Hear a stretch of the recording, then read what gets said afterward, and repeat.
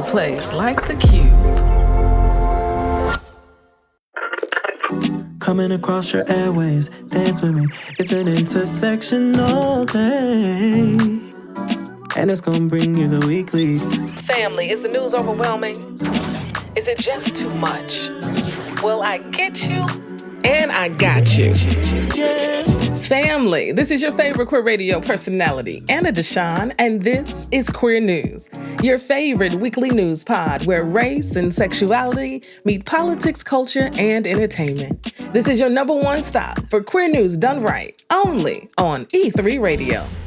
What's up? This is Ryan Woodhull. I'm the editor of Queer News. And a fun fact about myself, when I'm not working in the studio, I love to be in the kitchen. And this summer, I'm making a lot of Szechuan pork chops on the grill. That was Ryan. That was Ryan, the editor who I wouldn't want to do this podcast without. We thought we'd mix it up on the podcast and give the Queer News podcast team some shine and to introduce themselves because, family, this episode is a milestone. 350 episodes today, right now, this week. Incredible. 350 episodes. So over the next few weeks, members of the team are going to come on and introduce themselves so you can get to know them. We're going to start our fundraising campaign leading up to our annual Purple Tie Affair on Saturday, October 3rd, because this is how we're going to sustain this work, especially during this time. So family, I've got to ask of you too. Yeah, do you have a favorite moment from the past 350 episodes? Do you have a favorite episode, a favorite story, something that brought you in and then you decided to stay? Yo, send me a voicemail. I want to put you on the podcast. I want to share your story. A link is in the show notes, okay? Because I can't do this without you. Now, have you joined Substack yet? It's been a tough year. Ad dollars have depleted. Health dollars have depleted. I made a pivot to Substack, another leap of faith, because that's what we got to do to survive. We got to keep it moving, keep following the trends, keep connecting deeper with our audiences. That is what this is all about. And our Substack isn't just all about this podcast. It's about queer news, period. Our contributors on the podcast are going to contribute to the Substack as well. It's going to be so beautiful. queernewspod.substack.com. It's in the show notes, so let me tell you again, queernewspod.substack.com. Join the movement, okay? QCrew. Y'all already know y'all the movement. You are actively helping to sustain this podcast and to sustain this work. I can never say thank you enough. Literally, I can never say thank you enough. If you're not part of the QCrew, why not? Because if you believe in the work we do, if you believe LGBTQ stories need to be amplified, if you love and respect how I report on the news and tell our stories, come on now, join the QCrew, starting at $5 a month. A link is where in the show notes, y'all already know. And this week, welcome back to our summer series, right? Where we're dropping an interview one week and a standard episode the next. Well, this week, we're continuing our interview series with an exclusive interview with Brooklyn-based plant educator and author, Plant Kween. Now, before I get into our exclusive interview for the week, you know I got to share some top queer news headlines, right? Because the news don't stop. And I want y'all to continue to stay informed. Now, it has been more than a week now since the attack in Berlin that claimed one life and injured 29 others during one of Europe's biggest pride festivals. While that attack did end Berlin's Pride Festival early, many countries across Europe continued with their Pride celebrations as planned. In Germany, Hamburg's Pride Parade saw about 300,000 attendees, making it one of the biggest Pride parades in the country. Amsterdam kicked off their Pride, which also happened to be World Pride, with a massive parade that featured floats such as Putin locking lips with Trump. Family, we need that type of energy right here, okay? And other Pride parades and celebrations are planned throughout Europe in the coming weeks. And I wanted to share this story in particular because they could have let fear win. What happened in Berlin was hella scary. Someone lost their life. 29 people were injured, so many others impacted. But the queers across Europe are saying absolutely not. We're not going anywhere. And that type of energy is contagious, okay? And now for news closer to home, I want you all to know the name Jayla McGee. Jayla was a Black trans teenager from Florida who lost her life to gun violence earlier last month. Now, the reason we're reporting on it now is because the sheriff's office report of the incident dead named and misgendered Jayla and state that no suspect or motive has been identified at this time. Detectives have announced that they will continue to investigate Jayla's murder as a homicide, but no further updates have been made since last month. The reason we even know Jayla's story is because her family wouldn't let them get away with the disrespect. We also thank Sue, again, from Pittsburgh Lesbian Correspondence, for keeping the record. She reports Jayla is the 15th known trans person of color killed this year. Jayla, we speak your name today. Family, as y'all know, queer news is always important to me. So I'll be back next Monday with a brand new episode packed with new stories. Now, let's get into this interview. Plant Kween is a Brooklyn-based gardener, author, and educator with more than, get this family, 200 plants in their personal collection. They use their knowledge of horticulture to create prosperous green third spaces in New York City and to educate people about how to not only care for their plants, but for themselves. An abundance of joy is rooted in all they create. We talk about their 200 green girls, okay? Name inspired by their love for Golden Girls. Their journey to becoming Plant Kween and the value of one's time, their work building flourishing third spaces with New York City parks, and words of encouragement for plant parents who may be struggling in their caretaking journey. Family, I really do hope you enjoyed this conversation, because I did. Plant Kween is everything. Till next week, peace. Family, it's your favorite queer radio personality, Anna DeShawn, here with another exclusive interview for the Queer News Podcast. And this one is really special, okay? You may know them as Plant Kween, but child, I get to call them Christopher today. You understand? And let me tell you a little bit about them. They are a Brooklyn-based educator, author, and gardener who has turned a West Philly upbringing into a global movement of joy. Born and raised visiting nurseries with their grandmother, the Black queer non-binary Kween, okay, Kween, has cultivated a community rooted in environmental awareness and the simple, radical joy of plant parenting. Christopher, welcome to the show. Oh, thank you so much for having me. That bio was fun. I'm always curious what bios folks got. That was good. That was sweet, short, to the point. There we go. Thank you so much for having me. I'm so glad you're here. And let's be clear, we could be here all day talking about the things you have done, the things you continue to do, how you show up on the internet, okay? And the first time I saw you on the gram, it's always, you have a sign and you're walking through some beautiful space, giving a message, serving face, okay? And then walking away. This is how I have met you on the internet.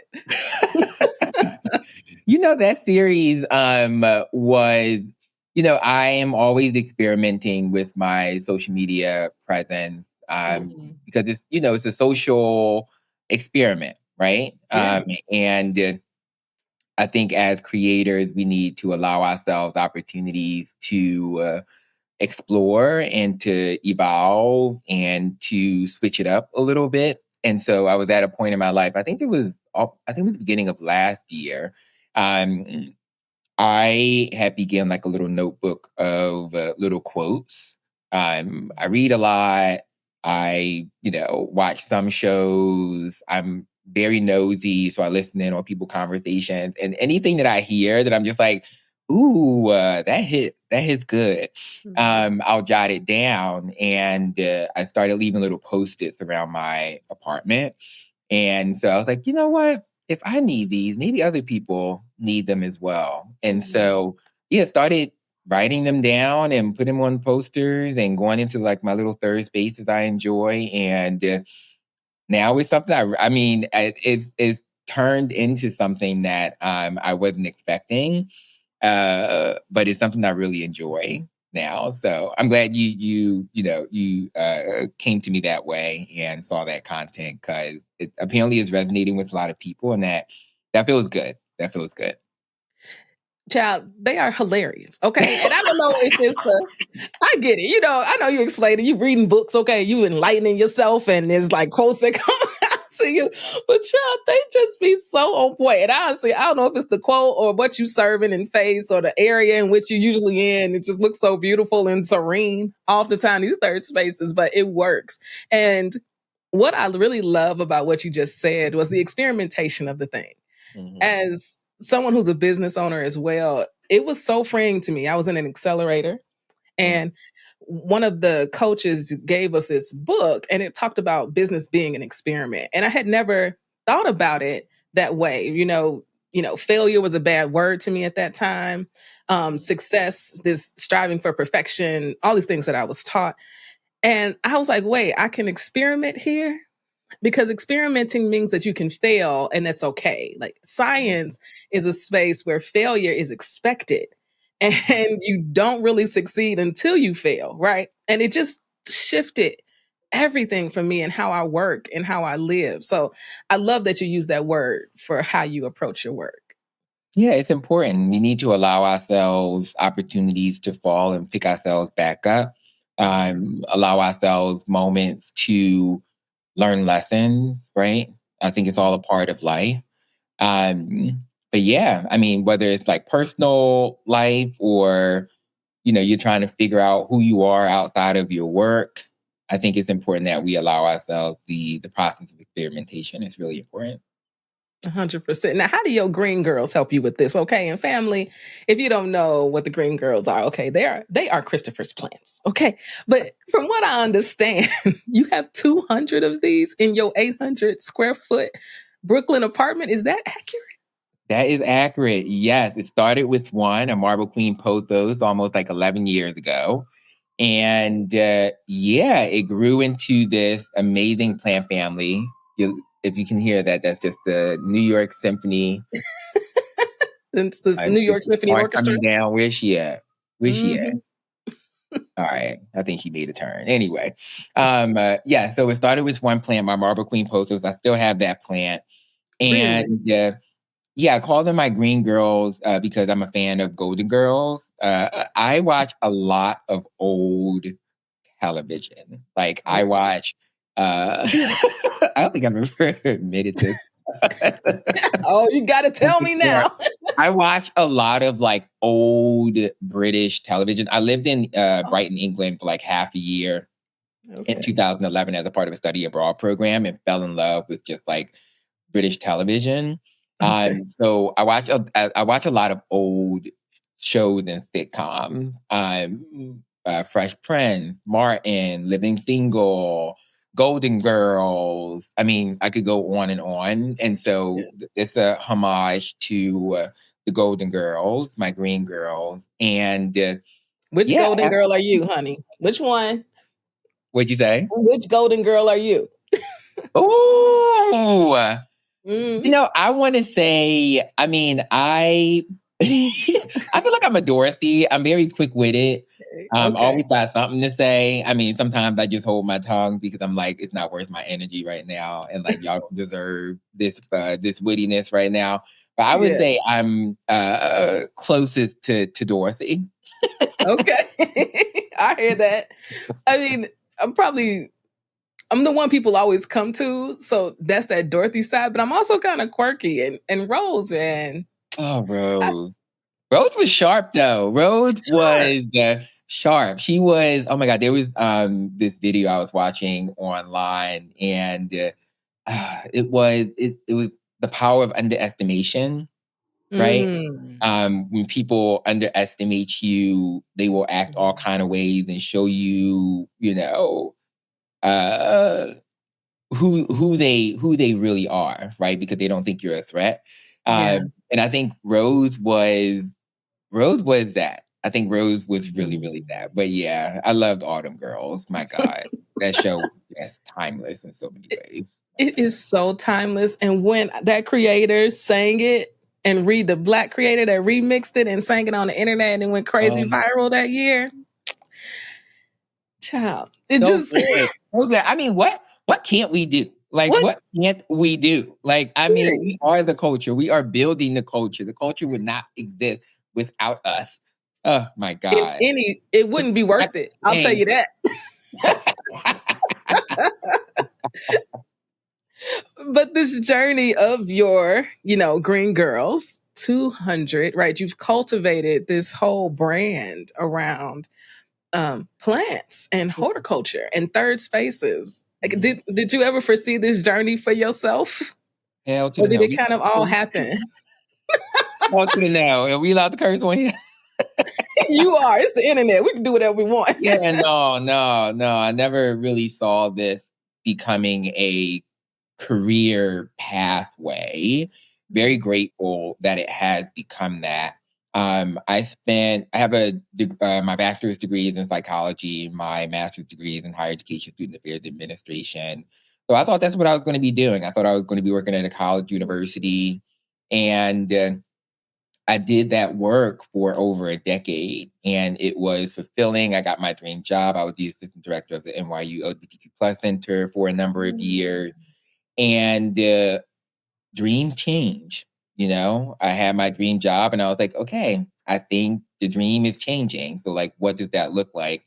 And all while I was working in higher education, I was building this social media presence out of just like a passion. And that passion slowly began to pay. And I was like, ooh, girl, wait a minute now.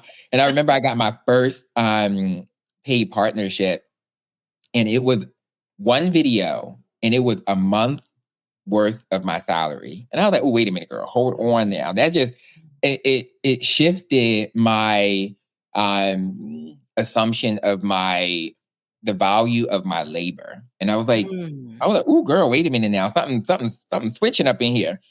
And so that grew into me putting more intentional energy into building this brand and allowing myself to experiment with my business. And that grew into community building. I have met so many people that I would not know if it wasn't for my social media presence. I have made connections with small businesses that I would not have the connections that I have. It has afforded me adventures that I would have never gone on. It has allowed me to uncover things about myself and my identity that I get to share online and be in conversation with folks. That if I was sitting behind a desk, I don't think I would have had the epiphanies, right? And so, yeah, it's been a lovely journey. My plants remind me of all the different ways I can continue to care for myself. I need water, I need sunlight, I need nutrients, I need room to grow, honey. I mean, we're basically house plants with complex emotions. Okay. So like all the things you can do for your plants, baby, do for yourself, honey. Do for yourself. Yes. So yeah, it's just a very full circle experience for me, and I'm just forever grateful. Like I'm so grateful for this. So grateful. I love that. I love that journey because it's not that something happened overnight. It was I started building something. I was really enjoying it. And then that part you said about the value of my time. Ooh, baby. Chile. You don't know until you know. Okay? You don't know until you know. I'm telling you, the money is out there. Don't let them fool you into thinking the money is there. How they spend it, that's another question, right? Right. But the money is there. The money is there.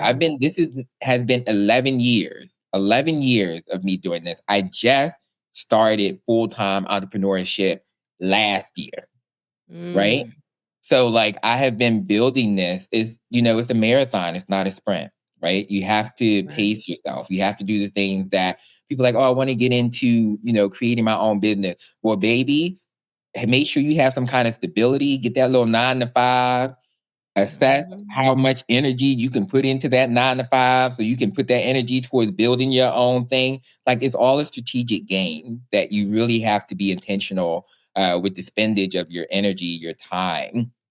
And there's no overnight successes. Like, these things all take time. Folks may not see, all the work. Like, they don't see all the labor that goes behind all of this. They just see me holding up signs. Like, child, I have been doing this work in multiple capacities, building relationships with institutions, Brooklyn Botanic, these museums, these third spaces, in a very intentional, business-oriented, community organizer way. And those are things that folks don't always see. And that's why I'm grateful for these kind of conversations that allow folks to really get a sense of all the labor behind the scenes that it takes to build something like this. And I'm sure you know this, right? You're doing all this work behind the scenes that folks are not privy to. Yeah, I think it's important that folks understand that we're not always showing everything that we're doing in order to create and hold these spaces. But don't be fooled. It's happening behind the scenes, baby. Absolutely. You might have saw me yesterday, but child, ain't nothing overnight, okay? Hello. Nothing worth keeping, at least, or sustaining is happening overnight. Hello. Have you been enjoying our interview with the Plant Queen? I really, really hope so. Now is the perfect time, though, to take a quick break. And when we get back, we'll continue our conversation with the Plant Queen. Have you subscribed to the newsletter yet? We are on Substack now. What are you waiting for? queernewspod.substack.com. queernewspod.substack.com. Visit, put your email address in, then hit upgrade. Go $5 a month to really help us sustain this work. Family, we all we got. Do you have a local news story not getting enough amplification? A queer organization other folks should know? A song coming out? Send us a voicemail to our Queer News tip line so you can get all the amplification you need. Info on how to submit is in the show notes. And let's speak more about that work in particular. I mean, there's the work you've done in Central Park, right? I saw your Substack. You got a Substack. Okay, Christopher out here writing too. You might see a video, okay? But there's a whole Substack situation. Was it how do you pronounce Potomac Park? Is Prospect Park, is Prospect Central Park, Brooklyn Botanic Garden, and New York Botanic Garden, and the New York Restoration Project as well. Those are like the five, like green orgs that I worked with and continue to work with in New York. Yeah. Family, this is not just a moment in time on the internet. This is real life. You are creating and building these third spaces. Talk to us a little bit about what that process has been like. I know you talked about Prospect Park in particular on the Substack and what it meant to you, bike riding through there for such a long time and then working with them. I'd love to hear more about that process. Yeah. I have always enjoy the curation of spaces. So like a lot of my work in higher education was event planning, right? Like I advise student groups and staff on how to make their events the most inclusive as possible. How can we make sure that everyone feels welcomed in your space, right? Mm-hmm. And so over a decade of that, particular expertise, I've taken that and have offered it to these third spaces, the gardens, the parks, NYRP, the New York Restoration Project, stewards over 51 community gardens across the 5 boroughs in New York City.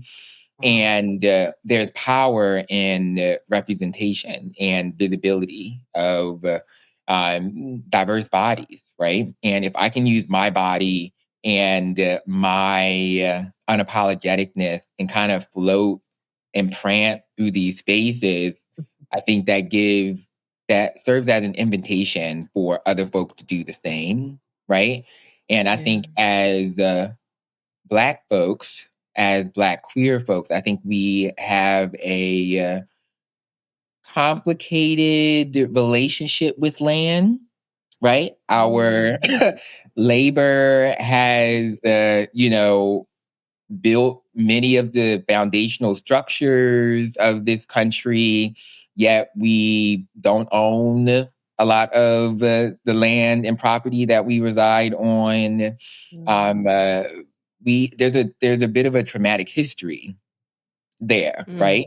And so I think there's a bit of a disconnect from nature, from the land that we exist on, and rightfully so, right? We have a very complex relationship here. And so for me, I just wanted to reintroduce, and there's so many folks doing this work in so many different ways, whether it's food, whether it's the reclaiming of land, whether it is, joining a community garden, like everyone is contributing in their own way. My way is through education and an invite, the hint of possibility, right? The motivation of curiosity, right? And working with these spaces to create very digestible moments that folks can consume and figure out what is that, like, what is that, how does that contribute to their journey, right? What did that spark within them? And so that's really how that journey started for me. Like all the org that I work with right now, I have found personal value in these spaces. And so I just wanted to contribute my energy. And I do most of that work for free. Like that's like my volunteering. That is my contribution. Yeah, it's been lovely. I'm also just a nature nerd, and I just love getting to see behind the scenes stuff. So I'm just like, ooh, girl, like this is where they're planting the tulip bulbs in Central Park. Ooh, tell me more. I want to know more.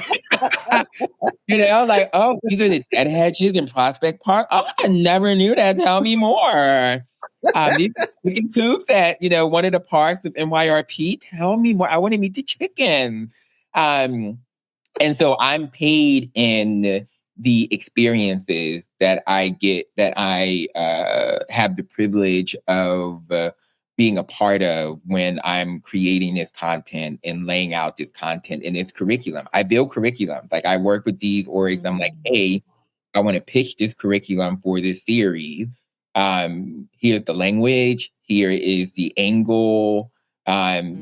Let's go. So, I'm a creative, and I'm also a businesswoman. I'm like, I want to come, I want to show you the value. I'm going to lay it out for you, and we are going to do it in a very timely and efficient manner because we all got things we got to do. I love this. And thank you for taking us a little bit behind the scenes of that work, right? Right. I think it's so important to your point. People don't see it all. And I think what I'm getting the most out of this conversation with you is that, and I hope family that y'all are listening are getting this too, that you ought to be doing something that brings you this much joy, right? So often we so easy to get stuck at the desk job that you went to school for. You paid the money for the degrees. Okay. You got you got it. You got it. You can do it for the rest of your life and be very comfortable. And are you really in your zone of excellence? Like, are you really? Are you comfortable? That's the question. Because capitalism will rob you, right? Capitalism will rob you of your joy. And, for folks who are like, look, I like the desk job. I like stability. Baby, then you do that. Like, sometimes you got to meet people where they are. I'm like, baby, if you like that stability, you like that health insurance, honey, if you like that, having that deductible, baby, if you like knowing your check is going to come in every week, every 2 weeks, every month, whatever, baby, then do it. Right? Yeah. But I do think that sometimes that robs us of an opportunity to really figure out and explore what our superpower is. We all have our unique superpowers, right? And sometimes there are folks that, you magically are able to find that in that desk job. right? Like sometimes folks are like, actually, I'm Right. really good at this. This is my contribution, and I got it in a very stable way. Girl, go do it. Yeah, Other go off. times, that's not the case, right? Right. And so, wherever you are in your journey, I think it's important that we always ask ourselves, how am I contributing to community, to the betterment of others? I think that's as humans, on this earth, I think that's something that we should all be asking ourselves. And the journey to figure that out, oh honey, it's a labyrinth, baby. There's a lot of obstacles systematically put in place for us to not find that superpower. And so sometimes it takes a little bit of work and risk and jumping over some hurdles to figure that out. If you ain't got the energy to jump them hurdles, honey, that is okay, baby. That is your prerogative. But if you are, in a place where you want to really figure that out, sometimes it's not an easy journey. That's right. That's right. Now, I can't let you go without you giving some advice to the plant parents like me who be trying, okay, and just fall short. I fall short a lot. Okay, the plants don't survive too much around here. I got a little like situation now, but Okay, even got this, no succulent over there. a Hey, little succulent, but friend, it still ain't even in the like. It's that's like fine. That's fine. okay, That's fine. You got to okay. start somewhere, honey. This is where I'm starting family. This is real life, okay? So, so friend, give us some advice on how we can be better plant parents out here. Yeah. So I really encourage a few simple steps, right? I think one is to understand the space that you're bringing your plants into, or the space that you want to green up, office, home, business, whatever. And, I'll focus specifically on the home because I think we could all use some nature in our homes, right? Especially folks living in big cities and nature is not readily accessible to us. What are the direction of your windows, honey? Like, is it north, south, west, east, southwest, southeast? Like, what is the direction of your window? Because that will tell you what kind of sunlight you're getting into your space. That's also good for you as a person because our body reacts to sunlight, whether we like it or not. And so, as you're going through this planting or greening up your space process, you actually learn a lot of helpful things for yourself. I think it's also good to do a little internal reflection and figure out like what kind of care do you actually enjoy giving, right? Are you more of like a touch and go, like, hey girl, here you go. I got to go. I'm a busy queen. I got other things I got to do. Maybe a succulent, maybe a cactus, something that thrives in a little neglect probably is the thing for you. Or maybe you're an overwater. You're like, girl, I love giving attention and love on something. And sometimes I overlove. I'm a recovering undercover overlover. A little body right there. Then maybe you want something that is more like an orchid or something that blooms that really requires attention. So understand the space, understand yourself, and then go out into a plant shop. I encourage folks to shop locally. Okay, you do not need to go to these big box stores. Unless affordability is something for you, then go to the big box stores, honey, because it's probably a lot cheaper there. Okay, we got to all start somewhere. Okay, and just do research on the plant. Right? Don't be like, oh, this is pretty, girl. I want to bring this into. No, girl, no. We all got phones, baby. Look that damn plant up. Like this, it may need a certain level of humidity. Maybe it needs a certain level of light. You have to match the plant to what you're able to give and what your space is able to give, right? Mm-hmm. And then when you bring it into your home, repotting, right, is very, very important at some point. I usually leave the plant in their nursery pot for about 2 to 3 weeks. And then I transfer it to a pot that's about 1 to 2 inches larger because you want to give her some room to grow. And those little pots that the plants come in are typically just for transportation. Like it's not a long-term home. And then you pick a spot after you've done your research, right? And you leave it there. Just leave it there and let plants are routine creatures. They get adjusted to when the light is coming in. They get adjusted to temperature. Some of those old leaves grew in different environments, and so they may die, right? They may fall off.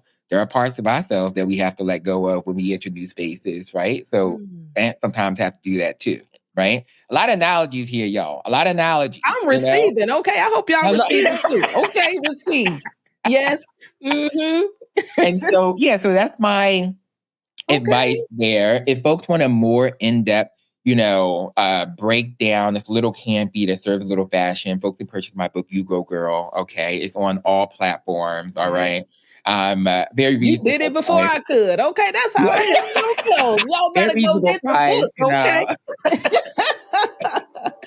Yes. Christopher, thank you so much for joining us on Queer News. No, I appreciate you. Thank you. This was a really lovely conversation. This is like a very joyful moment for me. Thank you for having me, and thank you for the spaces that you're creating for these kind of conversations, because they're very much needed.